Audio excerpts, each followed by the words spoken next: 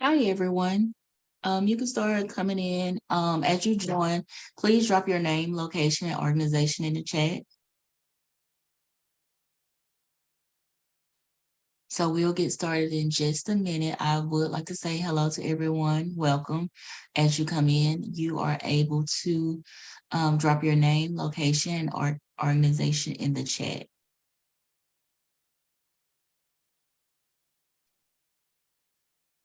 Hi, Zena. Hi, Lori. Hi, Call to Freedom. Hi, Michaela. Hi, Anita. So we'll get started in a few minutes, but as you come in, you are able to drop your name, location, and organization in the chat. So glad to have you all with us today. You guys are in for a treat from our presenters. Especially, I'm very intrigued about this topic. So just come on in. We welcome you. We'll get started in a little bit. You can go ahead and drop your name, organization, and where you're located in the chat.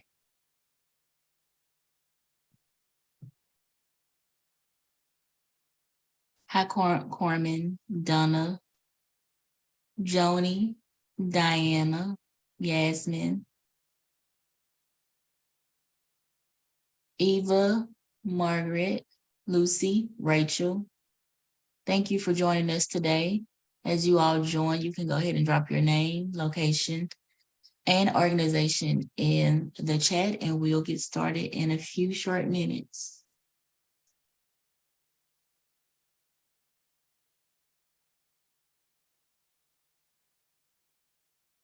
Hi, Lindsay and Michaela. Thank you all for dropping your name, your location, and organization in the chat. We welcome you, and we're going to get started here in just a few. Hi, Kennedy, Haley.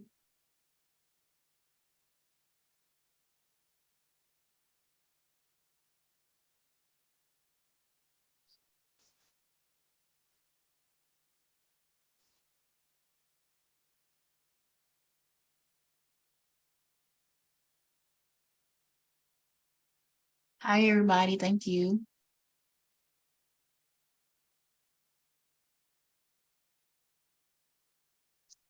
We're going to get started in just a few minutes. Greg, Meg, thank you for joining us. Thank you, everybody, for dropping your name, organization in the chat. You all are in for a treat today with this very interesting topic. And we'll go ahead and get started. First, we'll start with me introducing myself.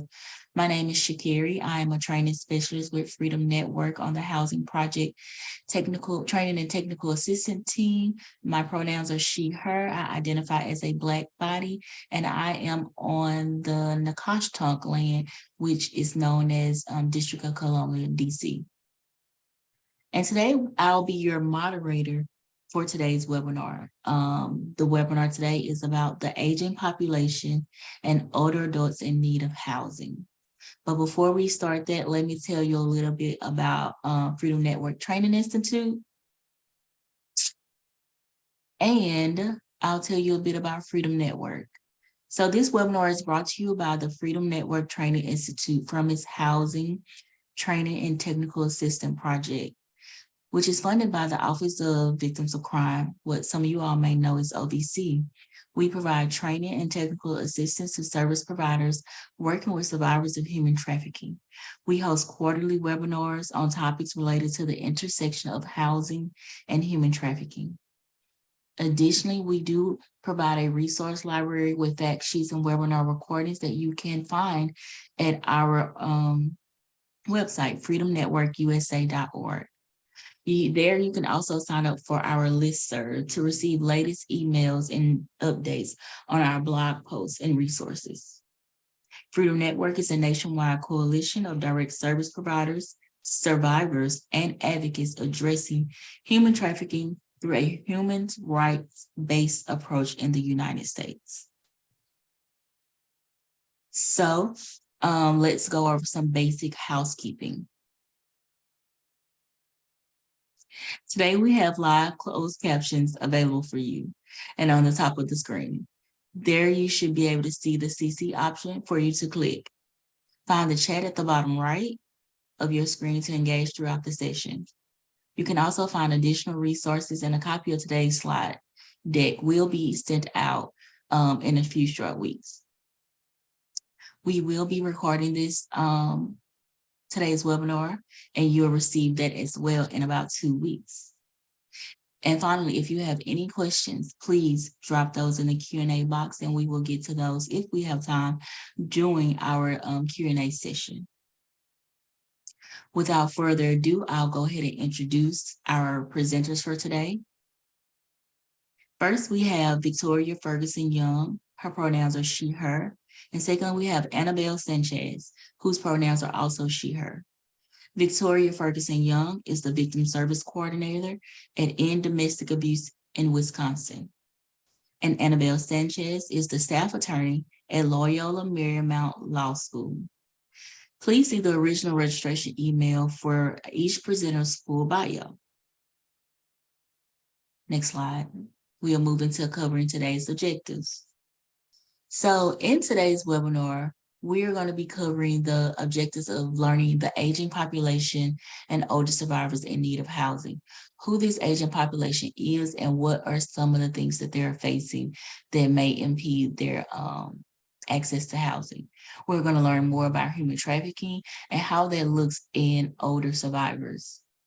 We're going to take a look at adequate and safe housing options for older survivors of human trafficking, as well as you'll be provided with some best practices and standards of care for older survivors of human trafficking. We will talk about the unique needs and factors facing older survivors of human trafficking, as well as what accommodations for older adult survivors of human trafficking you can expect to learn about.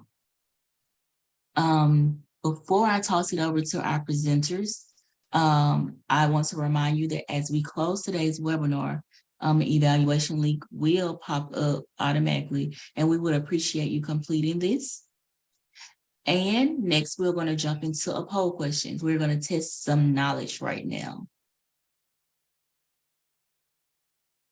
So you should see the poll pop up on our screen, and I'll read the question out to everyone. Does your organization serve older survivors right now? So are you currently or presently serving older survivors at your organization? Okay, and the votes are coming in. We have a lot of yeses. I'm surprised. I know this is topic is about that, but I didn't expect to see this many people serving older populations. This makes me happy. And I would like to say that Freedom Network and the housing team itself would like to be in communication with you all. So whoever is serving this population, we'd like for you to reach out at our training email, which you will see in the chat, and we'll bring this back up again later on. But we have 85% of you on this call right now are serving this population. This is great to hear. And for those who are not yet serving or who are unsure, you're still in for a treat, for a wealth of knowledge. So if you are to come across this population and begin providing services, you will have a plethora of knowledge on what it is to look like. So I am going to toss it over to Victoria, who I believe is going first, and I'll see you all later. Thank you so much, Shakari. It's such a pleasure to be here today. I just want to thank the Freedom Network Training Institute for the invitation. Again, I'm Victoria Ferguson Young, and so as a Victim Services Coordinator, I'm actually a part of the National Clearinghouse on Abuse in Later Life, which is an initiative of In Domestic Abuse Wisconsin. So we do all work together, but just wanted to just add that piece about INCAL, or the National Clearinghouse on Abuse in Later Life. And so I'll share a little bit more about that throughout in the presentation, but let's go ahead and move forward. So in this section, we'll be talking about and learning more about the aging population in the US. So who exactly we're talking about when we're thinking of older adults, some of the unique needs of older adults that are seeking safe and secure housing. So who is this aging population? So many states identify older adults at age 60 or 65. However, for victim services and many funders and organizations, older adults are considered to be 50 and over. So we saw from the poll that many of you are working with older adults, so you may already know this, but I just wanted to be sure that we did state that. Additionally, victim services are available to persons 50 and over because many survivors of violence age 50 to 62 are not eligible for temporary assistance for needy families or TANF services. They may not have dependent children and can't receive social services for those who do have dependent children. And they are not old enough yet for Social Security. So that's some of the reasons why victim services are available for older adults that are 50 and up. In addition, for persons over 50 living in poverty or without access to healthcare, these individuals may benefit from services tailored to meet their needs, specifically for those older adults, because they may be more likely to face multiple challenges or barriers in their lifetime. So additionally, I want you to keep in mind that the aging population is an incredibly diverse group of people. Older adults are diverse from their abilities, their backgrounds, race, ethnicity, sexual orientation, and gender identity. So we have to let go of the idea that all older adults may have major health challenges or ailments, that they all may need mobility assistance, or that all older adults should be retired and shouldn't be working.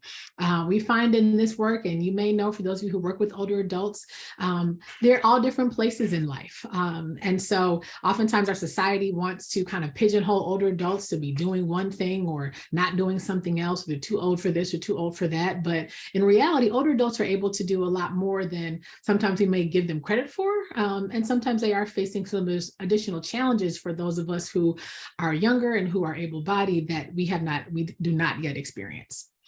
So let's go to the next slide, please.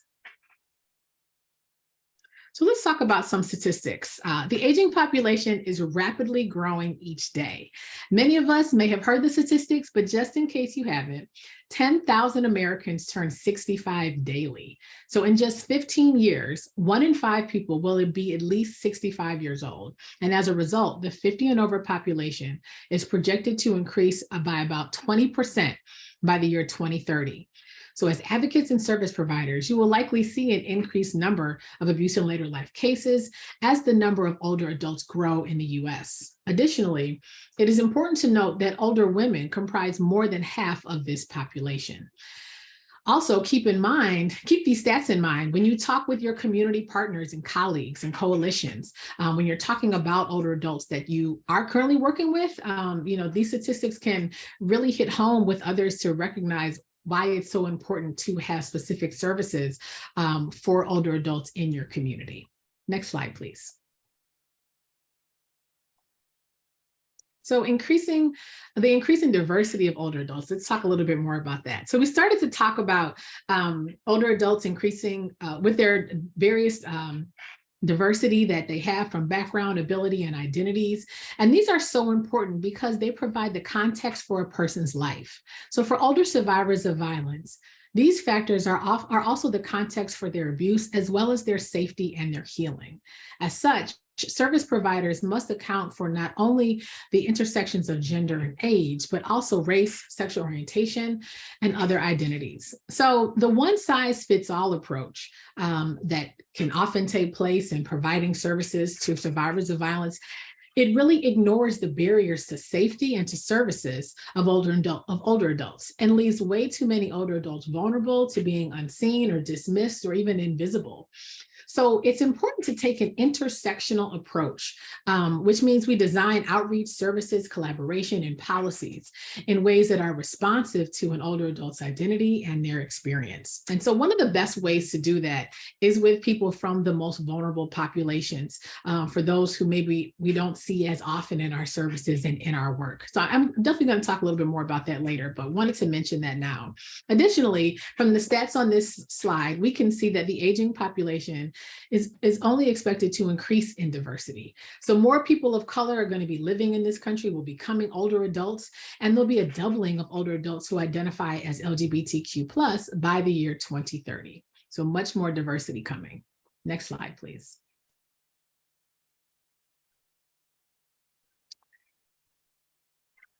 And so let's talk a little bit more about some of the unique housing issues that face older adults. So when it comes to assisting older adults with housing, it's likely that they may have different or even more challenges than your younger clients. And here's some of the issues I especially wanted to highlight for older adults in particular. So older adults often have even more barriers to overcome. Some older adults, they may want to live independently, but economic and health issues may complicate their available options. Some older adults may lack the job skills necessary for finding employment, or they may experience ageism when looking for a job. Others may be unable to work due to health conditions or a disability, and some may need medical care or long-term support services and may not have the means necessary to cover these expenses. Finally, affordable housing is scarce. Many of you, I'm sure, may know that in doing this work, and Section 8 housing can have a years-long waiting list. So for older adults, we just see a compounding of challenges oftentimes for many of them, especially those who have health issues or who have mobility challenges. Next slide, please.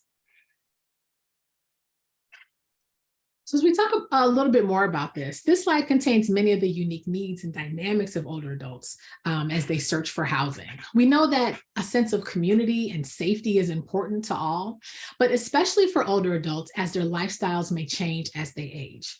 Though many older adults maintain an active and a busy lifestyle into their 70s and 80s, many experience physical or cognitive changes that require their environments to adjust in order to meet their changing needs.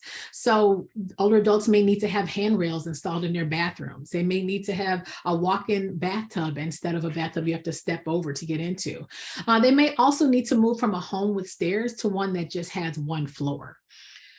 Additionally, older adults may be enjoy being close to their frequent needs like healthcare providers, grocery stores, senior centers, and their faith communities. So important to older adults, those sacred faith communities.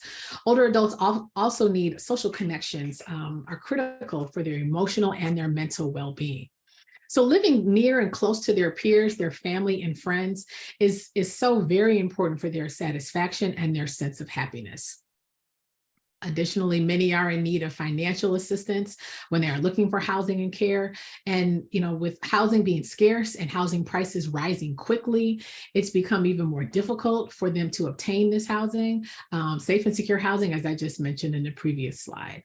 So it's so important that, as advocates, we're knowing about like services, what housing that's available. We're partnering with organizations, even that housing providers in your local community or city or housing authorities, even, that's a critical partnership even to have in working with your older adults to know about housing that is available in your community. Next slide, please. So here we're talking about, just additional barriers specifically to getting into emergency and transitional housing. So there are many ways that a domestic violence or human trafficking shelter or even a transitional housing program can benefit older adults. They often have a variety and array of services that provide just a lot of support and support victim choice and autonomy. But there are also times there can be drawbacks to these and also just specific barriers as you see on the screen. So I'll just talk a little bit more about those. First, the fear of not being believed. So often, there can be stigma with older adults that, their mind isn't what it used to be, or, some people may still say senile or things like that. So the fear that they won't be believed, that maybe a loved one, did something against their will, against them. Their concern for their autonomy is a real concern for them due to ageist ideas. They're too old to be experiencing this, or they shouldn't still have these problems. It's important that there can be a thought process for many older adults. Many also believe that shelters are for younger adults. As someone who worked in a shelter for a long time, I definitely heard this to be true when answering crisis line for at that safe house, that older women often felt, I can't come here because I don't have little kids. And so, having to, again, impart and to share that, no, we are welcome and open for those of all ages, but recognizing that Many do believe that. So your materials and all need to reflect and to encourage and be inviting to older adults. And I'll talk a little bit more about that later too. The sense that a communal living environment can be unappealing or too chaotic. It may not feel comfortable for them. Also, and as I mentioned, some may need additional assistance or care with mobility, with maybe medications or healthcare challenges that may make it difficult for an older survivor to live in transitional emergency housing. And then again, like these health issues, many shelters, safe houses, are not ADA compliant, are not handicap accessible, do not have, the capabilities even to support older adults who have additional needs. So we'll talk more about that too as an agency. So these are just some barriers I wanted to bring to your attention. All right, and we can go to the next slide. So now let's talk a little bit more specifically about older adult survivors of human trafficking. Next slide, okay. So human trafficking takes on a variety of forms and often intersects with domestic violence, sexual assault, and other forms of abuse in multiple ways. It's important to recognize that human trafficking and other types of victimization don't occur in silos. So everything impacts one form of abuse impacts another, and that can lead to another. So silos really don't exist when it comes to those who are experiencing violence. Further, it's important to note that the terms abuse, exploitation, and trafficking are often used interchangeably when referring to victimization against older adults, but they can and they may mean different things depending on that situation. They also may have different definitions depending on your state. So it's important to just have that awareness depending on where you live. Further, understanding the intersection between domestic violence, sexual assault, and trafficking is extremely important for raising awareness of the realities of what survivors and victims are facing, especially when it's compounded by all the things that we just talked about for those who are older adults. So this slide just shares a simple yet comprehensive definition of human trafficking, which is the profiting from exploitation of others through the use of force, fraud, and coercion. It also highlights the danger of ageism and biases and the fact that they contribute to one's vulnerability. So, having ageist beliefs, thinking that someone is too old for this or too old for that, or they just don't understand because of their age, makes them even more vulnerable and more susceptible to be taken advantage of as a victim of human trafficking. So also we see that human trafficking presents itself in older adults with benefits trafficking, with sexual and financial exploitation, and forced labor. So we'll discuss these more in the next couple of slides. We can go to the next slide. All right, so let's talk a little bit more about the types of trafficking. So here I'm just focusing on sex trafficking, labor trafficking, and benefits trafficking, which are seen most frequently in older adults. I also just want to highlight the fact that benefits trafficking is only legally recognized in a few states, but it is definitely can be a part of whole, more exploitation that an older adult is experiencing, although, a certain state may not prosecute it or may not consider it a form of human trafficking. So we see sex trafficking. And so, that is, see that definition there, defined as a recruitment, harboring, transportation, and more of a person for the purposes of commercial sex act, labor trafficking, forcing those to use involuntary servitude, peonage, which is the use of people bound in servitude because of debt, or slavery, so that debt bondage or slavery, and then benefits trafficking, utilizing someone's benefits against their will. So we can go to the next slide. We'll share some examples on that. So with benefits trafficking, that can be withholding food stamps, Social Security benefits, and more in exchange for drugs, sex, money, or just to coerce someone. Also labor trafficking. The labor trafficking can be as just intensive as was just mentioned, forced hard labor in some ways. It can also be forcing an older adult to provide childcare services without payment or by promising to provide something that is not given. And so, it's something that, may not be seen as, a form of trafficking, but, older adults can be, coerced into doing that. I thought it was an important point as I learned more about that to share with you.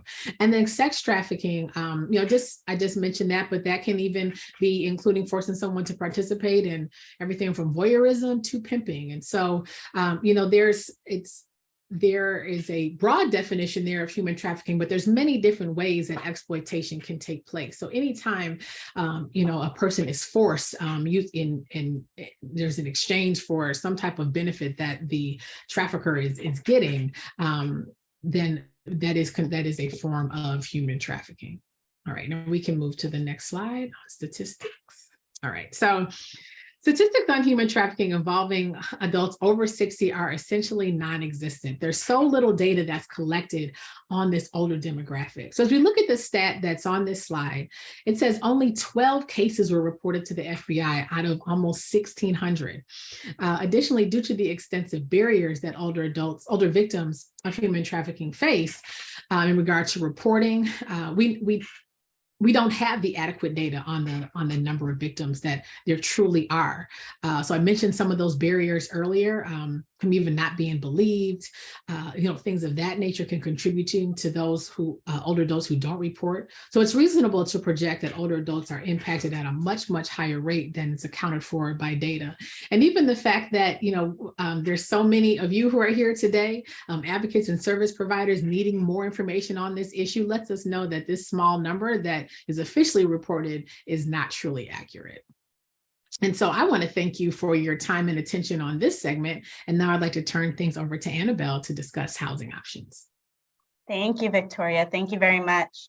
So when I put my presentation together, I really kind of visualized something that I think a lot of the people on this webinar have experienced in the past, right? There's a client, there's somebody that walks into your office, regardless of what type of services you provide, and they start talking about some of the issues that they have. And within those issues comes also housing, need for housing, need for safe housing, need for a healing space. And so I'm an attorney now. However, before being an attorney, I worked with homeless services programs for about 15 years. And I thought that after becoming an attorney, I would no longer have that issue. And I come to find out that a lot of my clients have a housing insecurity. And I tend to go back to the tools that I developed to be able to get them safe housing. Because as a lot of you know, and I know that there's some attorneys here on the webinar today, if your client is not stable and there's just issues of housing or issues of food scarcity, they're not going to be able to really concentrate on their legal issues. So before I go into some of the housing options, I kind of wanted to give you a little bit of a mini roadmap so that we don't get kind of all over the place. But I wanted to talk about some of the housing models or some of the housing options that currently exist. And then I wanted to talk a little bit more, and Victoria has kind of laid a foundation on some of the need for housing older adults that are also survivors of human trafficking. And then I kind of wanted to end with some of the recommendations on what would be the best option for that client that walks into your office. So I'm going to start first with transitional housing. And I think it's more of a traditional housing model. I wanted to show you this icon, and if you can just send it to the next slide for me. But transitional housing is basically you have your client, the person that's experiencing homelessness, towards the far left. And then you have a whole bunch of things that are kind of in the middle. And then towards the far right, you have permanent housing placement.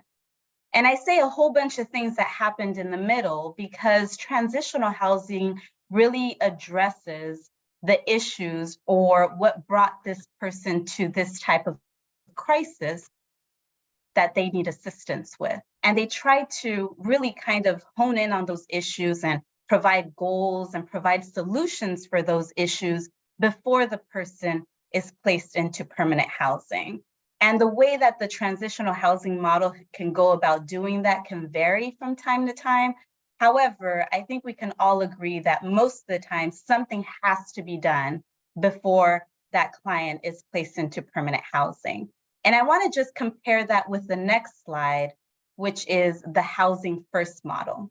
Now, the housing first model, I feel like the name kind of, defines it in itself, right? but it's a person that's experiencing homelessness, then the person is placed into permanent housing. And then once the person is in their permanent housing placement, then they follow up with all of the other social services programs that they might need, right? And I want to go to the next slide because I know that there are some executive directors that are on this webinar as well, or maybe you lead a program or a housing program, and you know that really the success of being able to serve the community and serve those clients that walk into your facility is money. And a lot of the times money determines whether you're open or whether you're closed. And in California, and I know that there are some participants in California, any state-funded programs in California must adopt housing first policies, which means that if I have an agency or if I oversee an agency that is more of a traditional transitional housing program, then I may not be able to qualify for the government funding that's available, which means that as you see in California and even where I live in Los Angeles County, transitional housing programs are very limited. And most of those programs are actually funded by private foundations or what we just call private funds versus some of the government funding that is available. And I mentioned that my brain is that of an attorney. I started looking at how it's not just California, but a lot of states have actually adopted the housing first policies. So I started thinking, well, then it must have worked somewhere. And where is it that it possibly could have worked? And I found out that Housing First actually was founded in New York, but it was founded specifically to a certain situation. It was in response to housing individuals that would have a mental health illness where they would need services beyond permanent housing. And so as an attorney, you think context, right? Well, in that context, it worked. However, it may not necessarily work in every context. And for any of you that work within homeless services programs, you know that maybe a case plan may work for one client, but to mimic that same case plan and think that it'll work for another client, it most likely will not. So I want to send it over to the next slide. You'll kind of hear from my tone that I am more of a proponent of transitional housing than I am of housing first. But I will say that there are some policies that came out of housing first that I do agree with. So a lot of you may know about trauma-informed care. That's usually related to housing first. A harm reduction model, usually also related to housing first. And then a client choice approach, which is also related to that housing first model. My only issue with housing first is really that while you're serving and trying to stabilize the client really cannot be forced or mandated to participate in any of the social services resources or programs that are available in that agency. So for some clients that may not need those services, I'm fine with that. But I think that one of the things that you'll see is that you have some clients that you know need those services in order for them to be successful. And then you're not really able to work with the client to really motivate them to be able to partake in those services. And because housing first is so fast, it doesn't really give the case manager, the advocate, in my view, sometimes even the attorney, enough time to be able to show the client how much they would be able to benefit from that service. The way transitional housing gives you a little bit more time to develop that relationship. Now I want to talk a little bit about the need for housing, not just in California or LA, where I'm from, but really in America. And I wanted to show you this slide here. I know that Victoria talked a little bit about this increase, right, in just older adults, but then she also talked about how sometimes, the population that we're talking about today kind of hides between certain statistics. We know that the numbers are larger, but I think that what's happening is that we're not asking the right questions. Older adults in this graph usually fall between individuals, which is that second column, which happens to be one of the largest, right, of populations experiencing homelessness. Now, I bring this up for a lot of those that do a lot of policy work that are a part of this webinar. There are certain special populations that the government has really paid a little bit more attention to in comparison to other populations. And one of the things that the government has always been very concerned about are children, young adults, and those that have served in our military to be able to get off of the streets if they are experiencing homelessness. And you'll notice that those subpopulations end up having lesser numbers, right, experiencing homelessness and more opportunities to get off the streets into stable housing.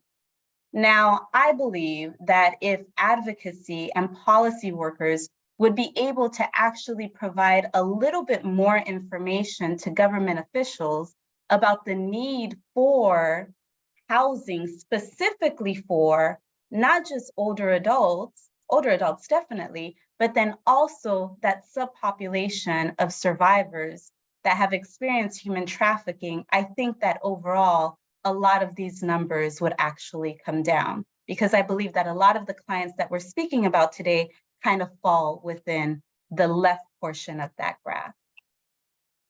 So I want to go now into one of our next poll questions. And there's a method to my madness. There's a reason why I'm asking this question. But the question is, have you had an unexpected expense this month or this week? Just say yes or no. So I see the results kind of coming in with, it looks like the majority saying yes, you have experienced an unexpected expense. So, when I was preparing for this presentation, I had something happen to me. I was in a rush, as always, trying to get out of my house and into my destination, when I get into my car and my car wouldn't start. So I called AAA and AAA says, hey, you actually need to get a new battery. I go get a new battery and they say it's $300. And I start thinking, okay, I'll pay it with my credit card. But I thought, what if I didn't have a credit card? Then I thought, well, then I would call my mom and ask her, can I borrow $300? But what if I didn't have that support service, right? Or that support network of people that can help me if I'm in a bind. And that brought me to our next slide here, which is, why is it that older adults experience homelessness? And Victoria talked a little bit about this as well, right? We have this issue of income, right? We know that older adults have a fixed income. Think of a lot of your clients that maybe their whole source of income is maybe a pension, maybe there was a retirement plan, but a lot of my clients, the only income that they have might be like food stamps, might be some sort of government aid or government benefit, Medi-Cal, and then maybe even Social Security. But it's very fixed so that they know that at a certain day, they're going to get a portion of income and they have to make that last for the rest of the month. Now, a majority of my clients, because we're in California and it's really expensive to own property here, majority of my clients rent, which means that their rent can increase, which means that if they have a fixed income and an increase in rent, then that provides them less money for food, healthcare, transportation, even to the point where maybe they can't keep that rental property anymore. Now, I mentioned to you guys that if I didn't have a credit card, I would then ask my mom for money, right? Older adults are most likely to be that head of the household.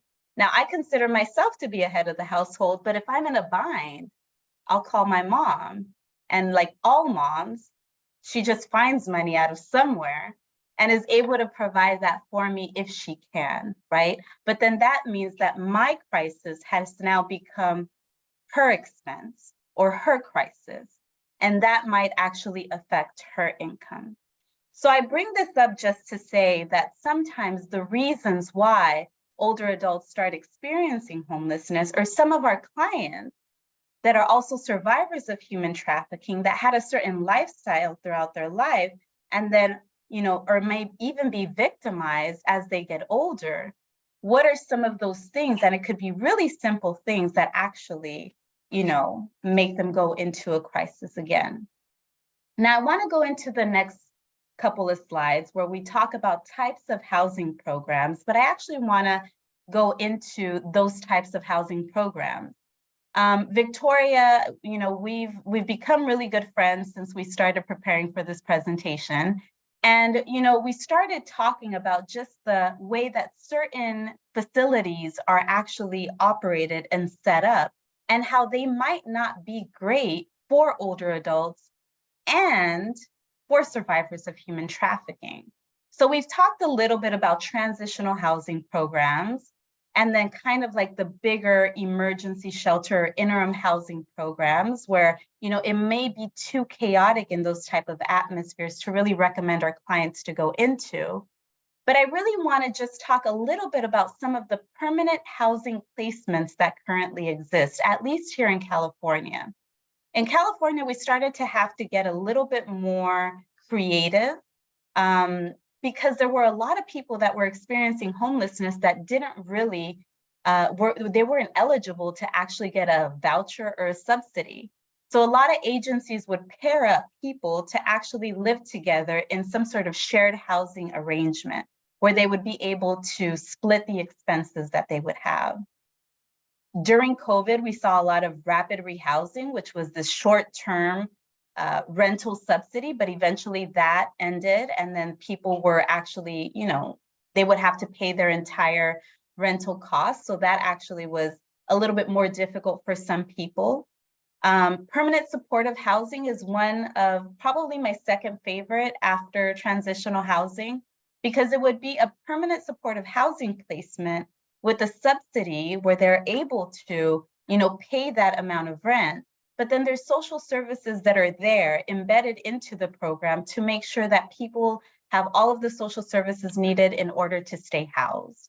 And we already talked a little bit about affordable housing. It's scarce. Think of Section 8.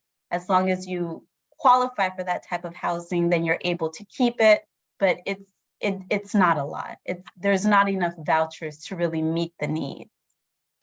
So if I had a client that comes into my office and, we talked about the subpopulation of it being an older adult from the person actually being a survivor of human trafficking, my number one choice would be a transitional housing program that would really stabilize the client.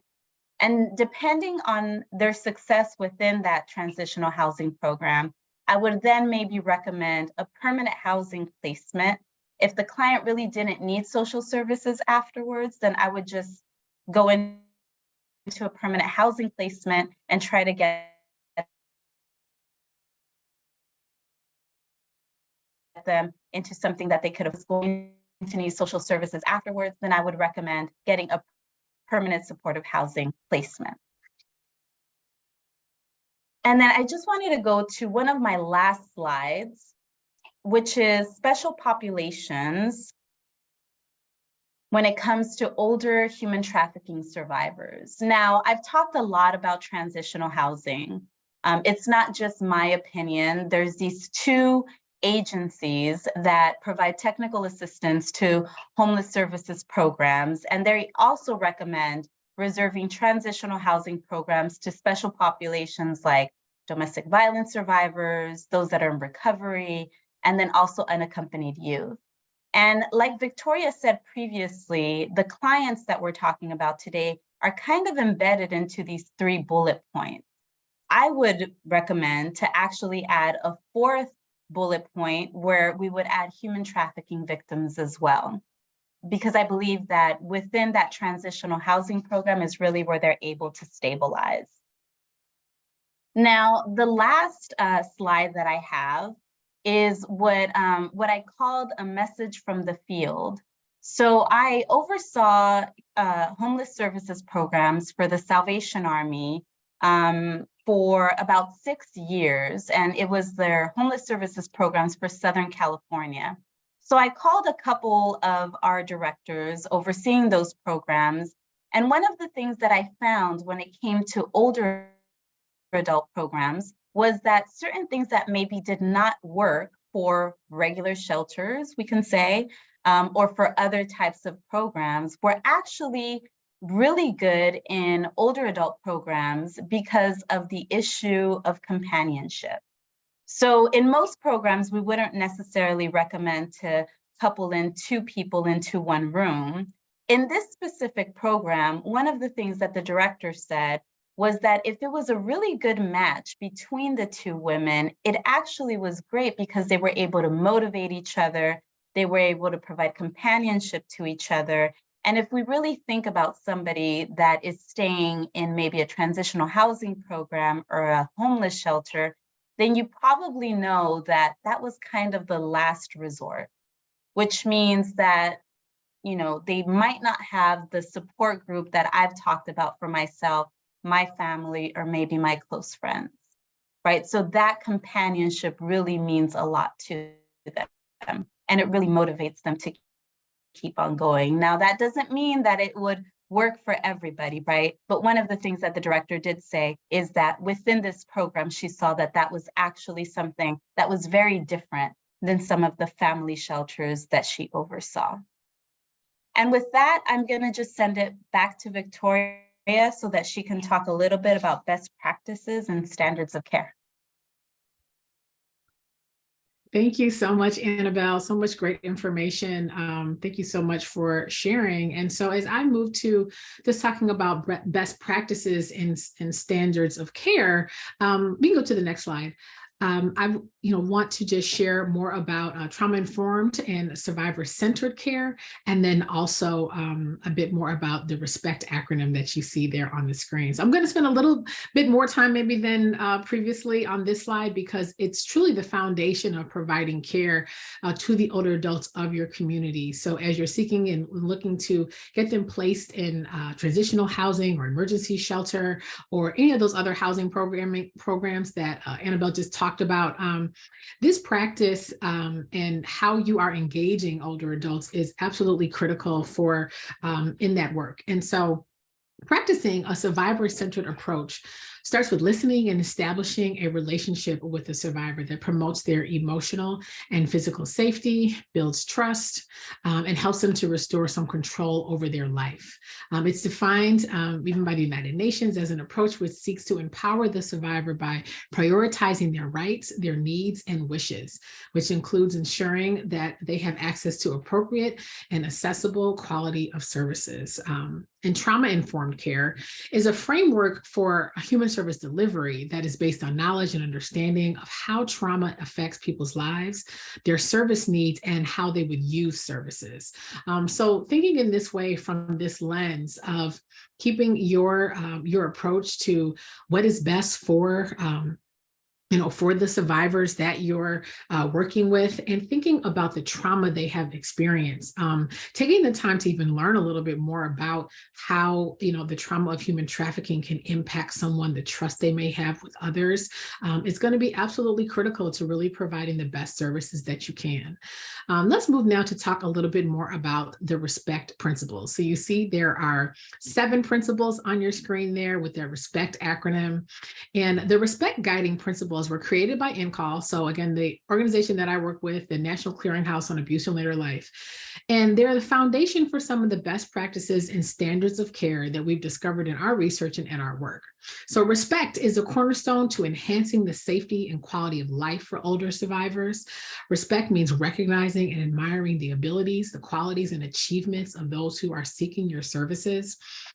With RESPECT, the overarching theme in your work with older adults is that advocates are called upon to ignore stereotypes, and by honoring and building upon the strengths and the resiliency and the wealth of each survivor's life experience. So, thinking about what RESPECT means, obviously, and then I'll go into these principles and just provide a little bit more information on both. I did not want to assume that everyone who was joining would be very familiar. And this is such an important part, in doing this work. So let's talk about each one for just a moment. So responsive victim-defined advocacy is a promotion and practice led by listening and respectful communication.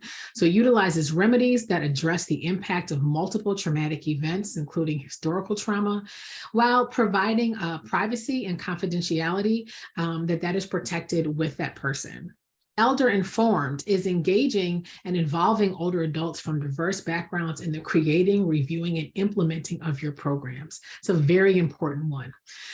If in your agency, everyone is of a certain age group, that there's no older adults maybe have been consulted. If you're working on increasing your services to older adults, it's important to change that and to bring in some of those voices as you're creating programming and accommodations for older adults in your agency. So next, I want to discuss services, safety planning, and outreach. So that involves tailoring services to address the unique needs of older adults, especially those from various backgrounds, and using age-relevant strategies. So it involves the dissemination of outreach materials that depict older adults across the lifespan. So I mentioned that earlier in the presentation, the importance of, even in your outreach materials, in your websites, any posters or information that you share, that older adults are depicted in your images, that there are, you're intentional about mentioning services or accommodations for older adults. You want to send the message that those who are over 50 are welcome here. Oftentimes in shelters and safe houses, there can be much more of an emphasis on younger survivors, those with small young children. So really thinking about that and taking a look at your materials is important. So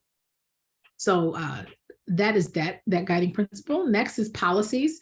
So policies need to encompass the aforementioned principles, and they need to adopt eligibility guidelines that include older victims who have been abused by someone that they love and trust. So making sure that you don't have policies that could exclude an older adult in any way, or that would prevent them from getting services.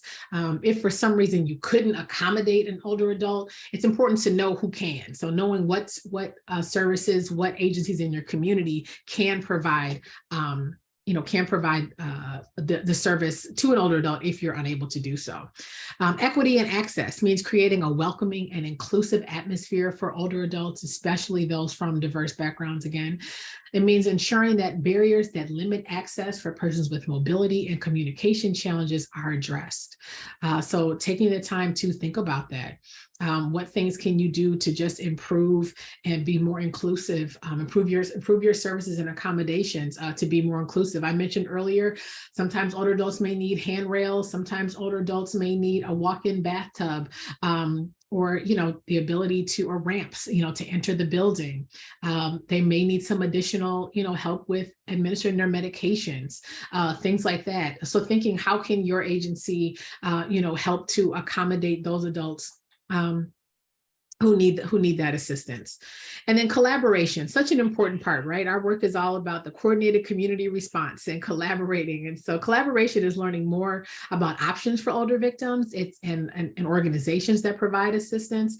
Of course, it's about working together with these agencies to improve services provided. So the next couple of slides will address the collaboration a bit more, but that's an important principle. And then finally, training and awareness, which centers on providing training, of course, resource information, and more to your staff, your board, your volunteers. Additionally, it's about conducting interactive trainings, having space for conversations on this issue, increasing public awareness through the use of well-crafted materials, as I just discussed, confronting ageism, identifying that when it happens, recognizing ageism and biases that you may have as well, and not to be judgmental to yourself, but to others, but so that there's more awareness there. Sometimes we have biases, or we have thoughts or notions that are really damaging and dangerous, but they've become so normalized to us, or an everyday part of life, or things that people say, that we don't see it that way. But it's important to check in and to think about that, and to increase your own awareness and how that can show up in working with older adults, because ageism seriously contributes to abuse in later life. So in your work and in your outreach and resource materials, make sure that you're promoting dignity and respect for people of all ages. And then finally, the Freedom Network team is going to add a link in the chat if they didn't already. They may have, which provides more detailed information on these guiding principles. So I just wanted to highlight some more about each one. But at NCALL, we've created a toolkit called the Working for Older Survivors, a Framework for Advocates toolkit. There's a link for it that you see there on the screen, but I don't think you'll be able to click it. So I think we're going to add that to the chat. It also will be included in the resource list that will come in a couple weeks. But it's a great resource and reference for you to read and review and to keep on hand in your agency. It's full of videos and links to other articles, just good information to refer to and to keep on hand, as you're doing this work. So next slide, please. So let's talk a little bit more. So speaking about collaboration, assessing your partners is a critical part in this work and as you're serving older adults. So as you consider collaboration in your communities, ask some of the following questions to bring awareness to the nuanced services that older adults need. Ask your partners this. These questions aren't designed to be judgmental, but rather to get others thinking about how they can increase services. So you may want to use these at your local or state coalition or task force meetings with your multidisciplinary team or MDT meetings, or your coordinated community response team meetings, CCR meetings, if you're involved in them. To ask and to think who's collaborating, who's doing what, how familiar are we as a task force or as a CCR team that maybe has a particular focus on domestic violence or even human trafficking? Do we know about aging and disability resource centers in our community? Have we even reached out? Do we have anyone here who's on this coalition that's a part of Adult Protective Services or APS? What about any faith leaders in faith communities? And for older adults, faith communities are such sacred and important spaces and can be much more resourceful than traditionally they have been. So it can be important to even reach out to those communities, to provide outreach materials, even to have on hand so that clergy and leaders know about the services that your agency provides. And especially for older adults. And, if you're an agency that has a focus on kind of focus on more so on domestic violence or sexual assault. Is there more that you can do to work with an agency that works primarily with human trafficking survivors? How can you build collaboration? So ask yourself these questions, think about it, invite, those who you think of to meetings, to your coordinated response teams, your task force or coalitions, to learn more about what they do. As was mentioned earlier, this work does not happen in silos. We have to, as advocates, as agencies, as community leaders, know who's doing what, know about the resources locally in our states, and as much as we can, even nationally, so that we can make great referrals, we can get people serviced even better. But sometimes just knowing who does what is the first step in doing that. So we can go to the next slide. All right, so assessing your agency. So similar to the previous slide, it's critical to assess your own agency and asking yourself, these questions and more, and basically what can we do to make our services better for older adults, for older adult survivors of human trafficking? What else do we need to learn?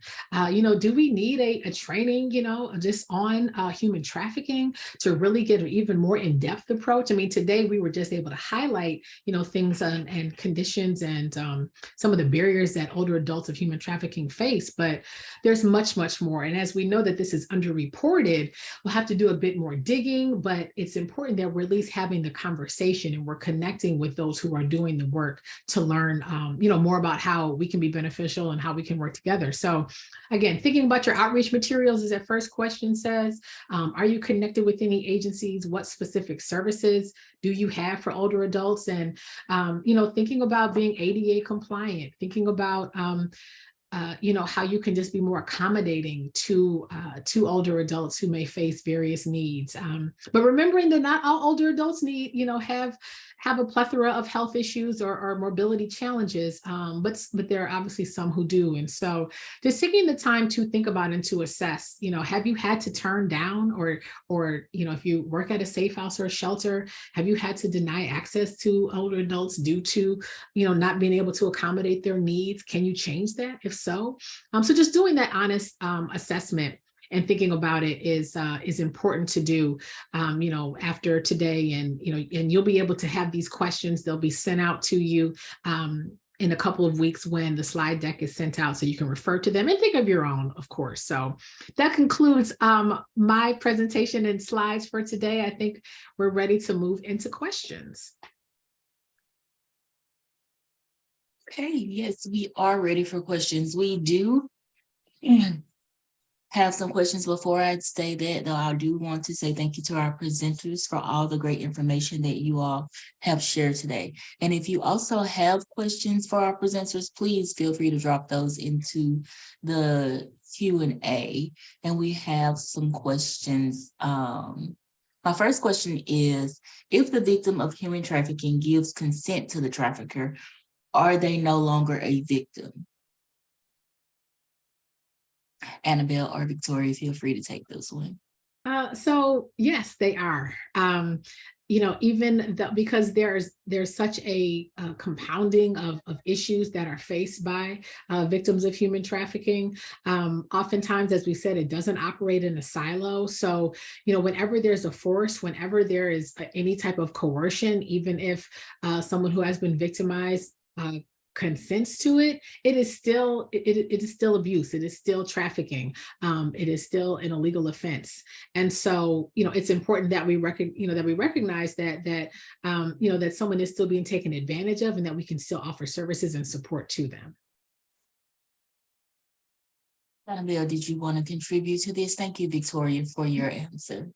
No, I completely agree. I mean, I see this a lot with my clients, especially, those that, like a lot of my younger clients, right? So a lot of our young adult clients where, even for them to be considered a victim of human trafficking, they don't necessarily consider themselves being victims, but for some reason also think that they had, they kind of justify a lot of the behavior and justify a lot of the victimization that happened to them as well.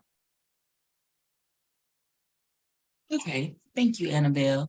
So my next question is, what practices surrounding survivor care have you found to be most effective? Well, I can take that one as well. So, some of the practices that I highlighted, a little bit earlier, I found to be very effective. Always, asking the question, what would be most helpful? How can we best help you? What is it that you want to happen to survivors of violence that we work with? Making sure that it's survivor-led, and that they're able to, that you support their wishes and what it is that they want for their life, and remembering that they're the experts in their own life. And so, and providing them with options so that they can start to make more decisions and more information than they had.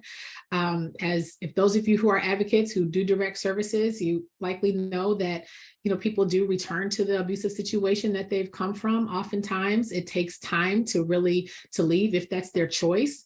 But giving them more information, giving them more options so that they know just what could happen, like different roads they could take if they want to pursue legal action or civil action, or, safety planning with them, can really plant the seeds that can lead to them living in a space or an environment that that's much better for them. And so it's important to think of it that way, and to start with what it is that they want to have happen, and provide them with the tools that you can, information that's needed, so that they can make the most informed decision and you can support them along the way.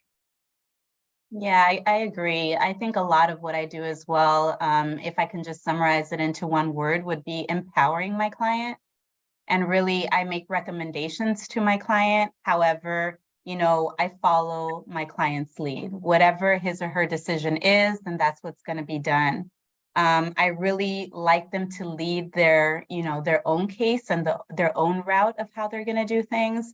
And then I think that one of the things that I don't think that we really discussed in our presentation today, but for a lot of the folks that are here is, sometimes you really have to set a time, set the appropriate amount of time to discuss issues with your client. There could be times where it could be a 10-minute phone call or meeting with the client, but sometimes those meetings can go on for 30, 45 minutes to an hour, right? And a lot of the times I might have just needed a little bit of information, but it's so empowering for the client to be heard when they're discussing their own issues with me. So definitely time and empowerment, I think are big things that we should take into consideration. Couldn't agree more. Yes, same. Thank you both for answering that question. So our next question we have coming from the Q&A box. Gina Rivera says, can there be an approach that is both housing first and transitional? Because housing helps stabilize in order to focus on other issues and needs. Definitely. I guess I'll go first, Victoria. I think it depends. I think that there is, I mentioned a little bit about some of the policies that I definitely agree with the housing first housing model. It really just depends on the needs of the client, right? If really the client is stable enough to be able to be placed into permanent housing, I think that that's fine. But I think one of the biggest things that or the biggest issues that I have is just making sure that you have enough time with the client to really set some realistic goals of how they're going to be stabilized and what are some of those tools that they're going to need, or what are some of the resources that they're going to need. I also think that we shouldn't only fund housing first models, but that we should ask for more funding for transitional programs. Just in case you do get a client that needs a little bit more help, then at least that there's some, programs and agencies that are able to provide that type of assistance. So I think it kind of depends. I think that there is a possibility of kind of merging a lot of those policies into a really great program, so long as that's, something that your client needs. Yeah, I agree. And Annabelle, that's you really summed it up. I really don't have anything else to add. Thank you. Okay, thank you for your response, Annabelle and Victoria. Mm-hmm. So our next question is coming from one of our participants as well. The question is, how important is it to clear any criminal record that results from human trafficking experiences? And this is asked by Gerald. Go ahead, Victoria. Well, I would, what I was thinking when I saw that one is, as I'm sure many of a criminal history can just be so limiting. It can prevent one from securing housing, getting employment, even in other factors can just deny access very, very easily. And so I would, that's what comes to mind as, some of the most important reasons, especially here as we're talking about housing. If there's, public housing assistance that's needed, or even transitional, and, there are some transitional housing programs, at least here in Georgia where I am, that do require criminal history background checks. And so, if a record can be expunged, especially due to victimization like human trafficking, would only be a benefit, to someone as they're seeking assistance or help. Definitely. I mean, there's a lot of barriers that come with a criminal background. So, I don't want to reiterate everything that Victoria said, but those are some of the barriers. I would also just like to add on that sometimes it really does something morally to the victim, right? Or to the survivor. There's a sense of them not feeling guilty for certain crimes that are in their background, and then not having the necessity to always explain these things every time it pops up, right? So it's not, and I always talk to my clients, it's not necessarily erased, right? But at least it's not in the view of a lot of people that could gain access to their information.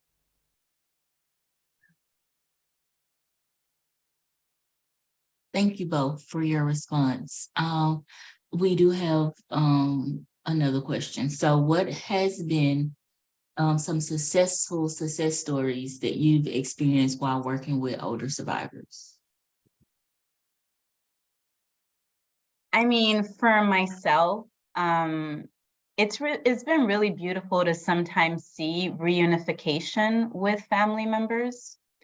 Um, and I've been able to see this a lot within, just whether it be a substance abuse program sometimes as well, where there's a certain graduation ceremony and the participant or client has not seen their family members in a long time, is motivated or encouraged to invite them, but they really don't know if they're going to show up, right? And I think the look on their face that they did show up, right, is just really beautiful to see.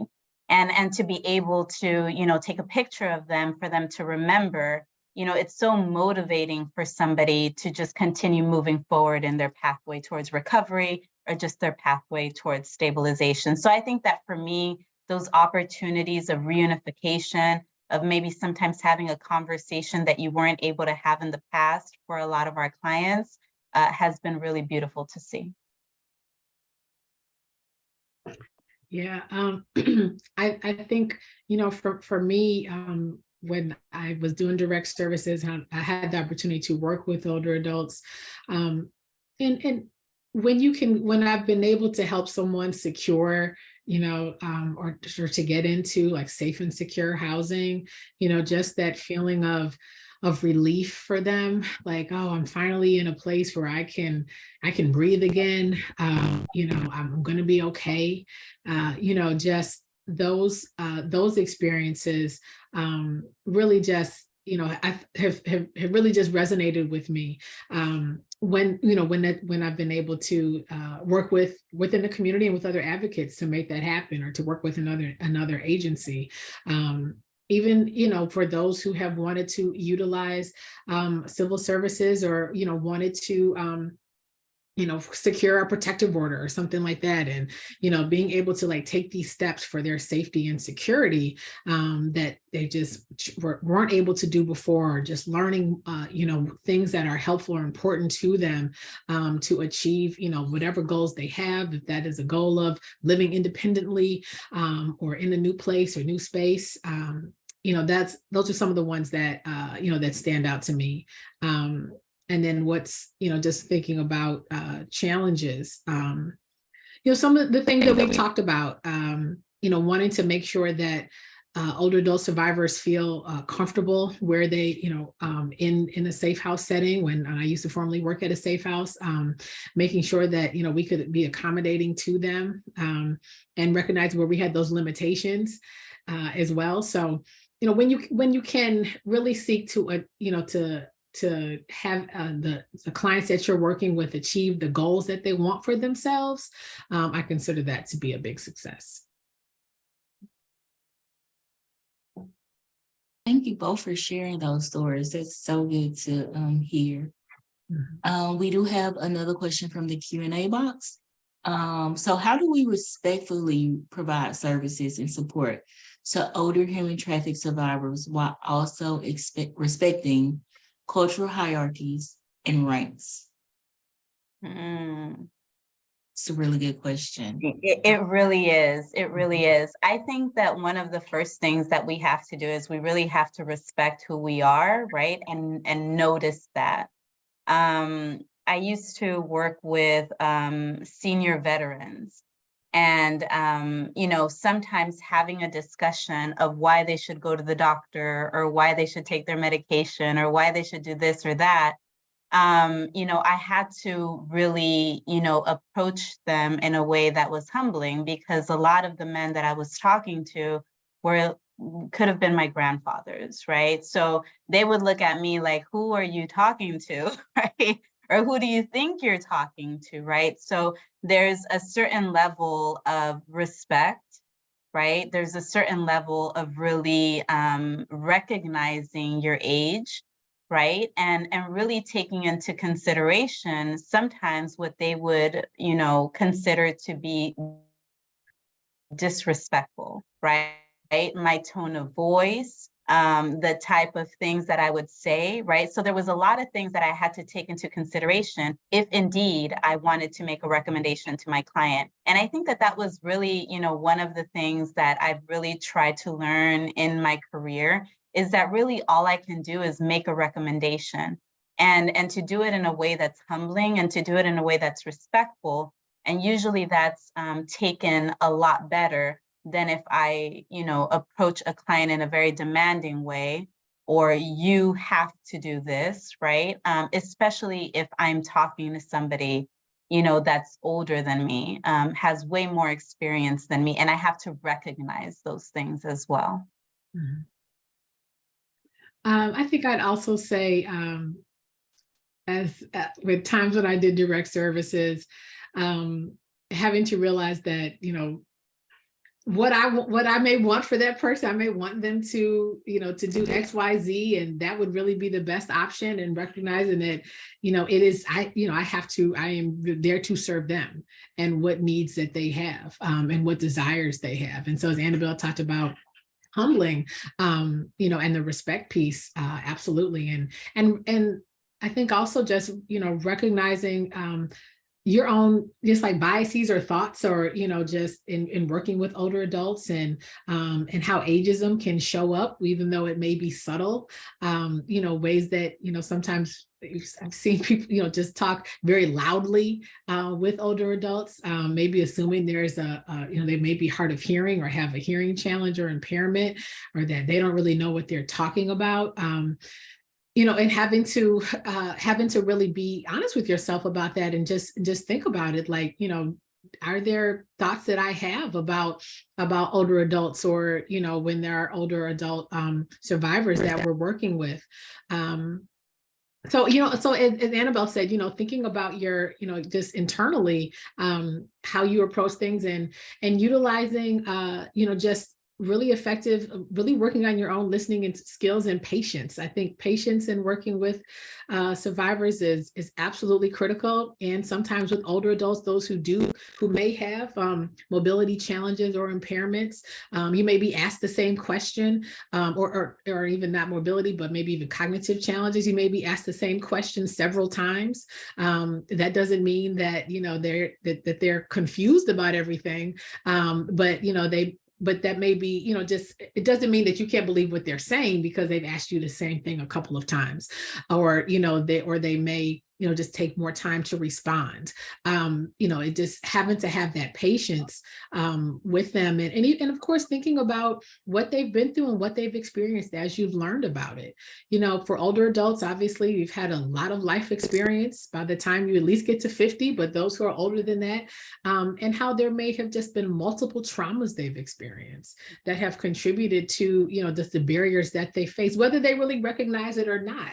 And so it's also important for you as an advocate and service provider, to really have that heightened awareness, and for your own insight, and how you're providing, how you're listening, how you're showing up, how you're providing services, and to recognize and think about like trauma-informed care, and really learn that and practice it. And it's not just not individually, but even as a culture for those who are EDs or program directors, thinking of like how, and something that's consistently happens. And of course, the self-care piece too, how important that is for those of us who are, especially doing that direct services work, which can be so, just so taxing and difficult, how you are restoring yourself and what things are helpful, to you, so that you can provide the best care. So all of those things, I could go on and on, so I'll stop. But all of those things are really important to consider and think about, because it shows up, how you're feeling, what you're going through, your thoughts and notions and belief systems show up with others. So being very well aware of that is critical in your approach to serving others. Thank you. Both of your response was really good. Thank you so much for sharing your expertise. I think we have one more question. What might be some of the first steps to changing the narrative around ageism when it comes to housing?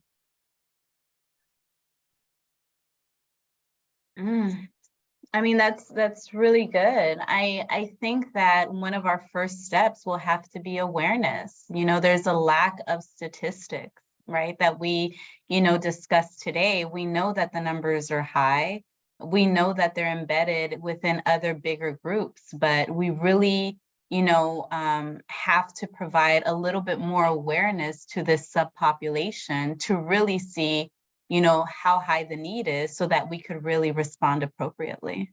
Mhm.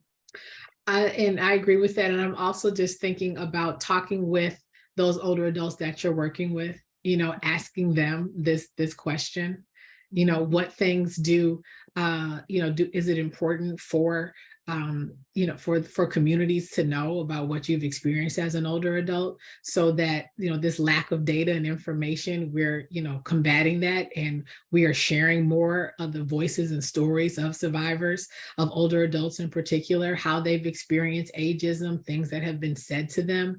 I think it's so important and critical to get that kind of information exactly from those who have experienced it. Let them share, like, this is what people need to know. This is what people need to know, what's important for advocates and agencies to recognize when you're helping, an older adult, or, and one who's experienced human trafficking, and one who's in search of safe housing. So starting there, I think, would be one, definitely one of the first steps to changing the narrative, and taking that information and thinking, and disseminating it to those who need to know, those service providers and agencies, and also to those who, in social media, in other spaces, writing more articles about that information, creating more resource materials for more advocates and agencies and coalitions to have as we continue to do this work. I want to just share just a little bit about one of the things that Victoria mentioned towards the beginning of her presentation, and that was, a lot of the stereotypes that we think about when we talk about older adults, right? And, the fact that sometimes we're actually ignoring older adults that are actually very active, that may still be in the workforce, that, may still have, certain professions and things of that nature. So, when we talk about awareness and we talk sometimes about need, we're talking about those that may have housing instability or housing needs. But at the same time, I think that it's also important that as we're, creating this type of awareness, that we're also addressing some of those biases and some of those stereotypes to really include how diverse this population that we're talking about looks like now, and how diverse it may look like in the future as well. Yes, completely agree. I mean, and another point I just thought of, the fact that many older adults are still dating, have active, healthy sex lives, and that is more than okay. That they're older adults who want to continue to work, that want to change careers or go back to school. And so these thoughts of like, oh, they're too old for this, they're too old for that. Dare I say, even with our current president, who's being told he shouldn't run again because he's too old. Really? So, I mean, and that's, I don't, that's a whole nother discussion. But again, just thoughts of, just because of age means you can't do this anymore, or you're not fit for this anymore. And that may not necessarily, that's not the case most, some of the time. It could be, obviously there are those who have challenges and difficulties, but for those older adults who are still active and still able and still want to do, it's more than okay for them to do that. And so I think, also that's another step in changing the narrative, is the display and showing just, that life is not, it's not this expectation. Once you hit a certain age, well, now I'm too old for this or too old for that. If that's your choice, okay. But if it's not, then we, it's important that we highlight and we promote and we support older adults, and their choices that they want for themselves. So thank you both, especially Victoria, me who have older adult aging parents who are like in their 60s and still working after 50 years of working. That really does change the narrative. Even in my mind, I'm like, just come home and work in the garden. They like, what? For what? I'm gonna go to work. So thank you both. We do have one more question.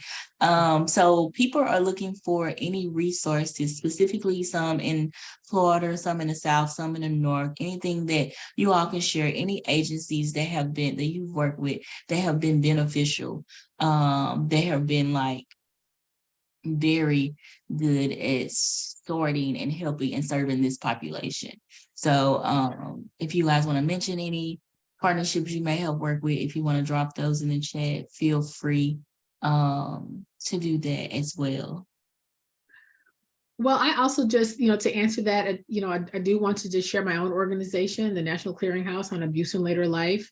In the resource list you have, and even from the link that was shared earlier, we have on our website, I'll share our website as well, but we have a plethora of resources, materials for advocates, for professionals, for agencies. We have videos, a YouTube channel that provides a lot of information from the micro to the macro level in serving the older adult population. So, there's obviously more that we're seeking to always add more. We're reviewing our resources now to make sure things are current. But I definitely want to, just bring your attention to incall.us. I'll add it in the chat as well.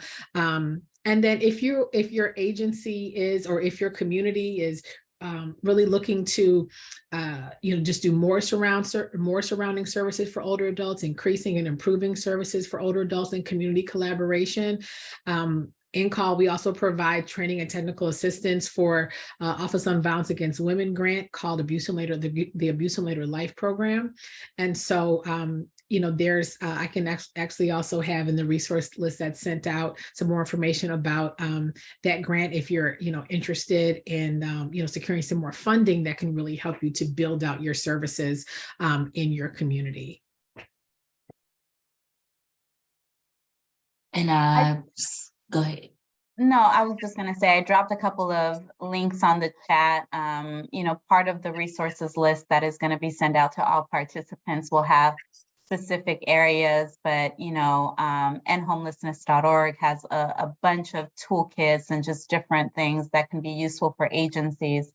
And then I also put into the chat Loyola Law School's RISE program where I'm currently at. And there's a couple of just panel interviews and resources that we've been able to develop that are online as well.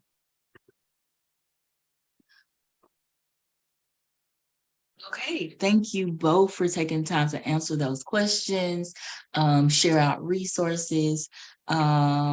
We will end it here to be respectful of everyone's time. I'm going to close us out with a couple more tidbits before we leave. So again, like I said earlier, we want to connect with service providers serving the older population. So if that's your agency, please feel free to contact us via our email, training@freedomnetworkusa.org. We do want to hear from you all. We do want to know your experience, and we do want to put on more webinars about this topic and about this population as well. So if you have any follow-up questions, don't hesitate to contact us at training@Freedom Network USA. And also you're able to visit our resource library for more resources. Again, we will send out a copy of the slides of a recording of this webinar, any resource materials. You will be receiving those within a couple of weeks. So just be patient with us. And again, we want to thank our presenters for being here, for speaking on such a vital topic. But we do want to say thank you both. And we want to say thank you to all our participants for coming, for asking your questions, for just listening and receiving this information that our presenters have put together for us. As you close today's webinar, an evaluation link will pop up automatically. We would greatly appreciate if you would complete this so we know how we are doing. We want to hear from you because we are always looking for ways to improve what we're doing and to incorporate you all's feedback. That's it for today. Again, my name is Shakari. Our presenters were Victoria Ferguson Young and Annabelle Sanchez, and Meg Kiwi, our resource specialist, was also our tech provider. And we want to thank our closed caption presenters as well. We hope you all have a good day. Take care. See you next time. Thank you, everyone. Bye-bye.